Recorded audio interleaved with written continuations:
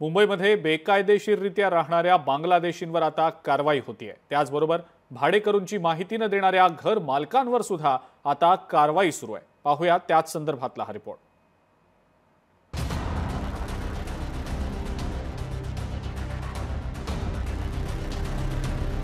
मुंबईत बेकायदेशीरपणे राहणाऱ्या बांगलादेशींवर कारवाई।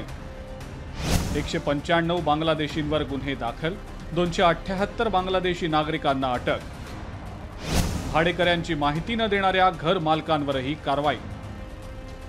मुंबईमध्ये अनधिकृतपणे राहणाऱ्या बांगलादेशी नागरिकांवर मुंबई पोलीस कारवाई करतायत। आतापर्यंत 195 बांगलादेशी नागरिकांवर कारवाई झाली आहे, तर 278 बांगलादेशींना पोलिसांनी अटक केली आहे। त्याचबरोबर भाडेकरूंची माहिती न देणाऱ्या घर मालकांवरही पोलिसांनी कारवाई केली आहे। घाटकोपरमध्ये बेकायदेशीरपणे राहणाऱ्या 3 बांगलादेशींना अटक। शकील यारुल शेख बांगलादेशातील नोडाईल जिल्ह्याच्या जमरील इथला रहिवासी।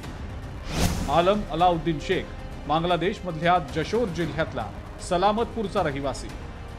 रसूल अकबर शेख बांगलादेशमधल्या नोडाईल जिल्ह्यातील परविष्णुपूरचा रहिवासी।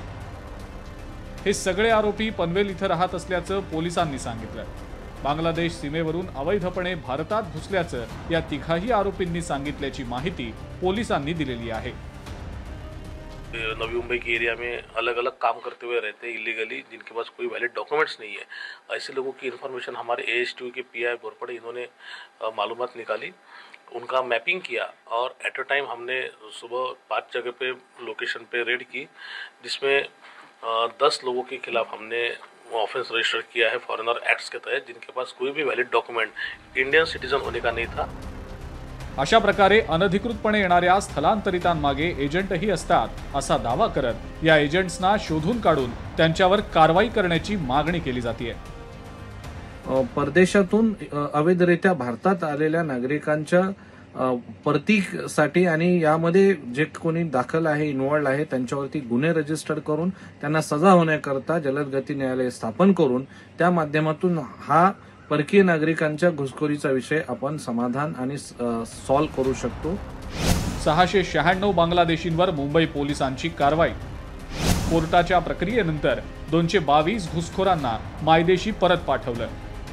2024 मध्ये 181 बांगलादेशी नागरिकांना अटक, तर 33 जणांना मायदेशी परत पाठवलं।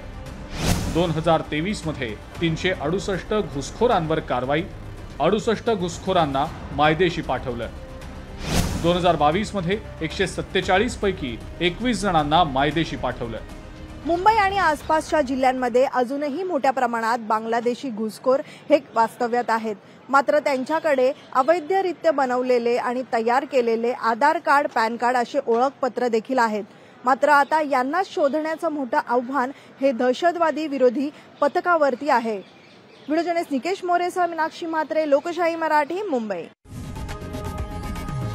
लोकशाही मराठी ऐका, पहा, जागरूक रहा।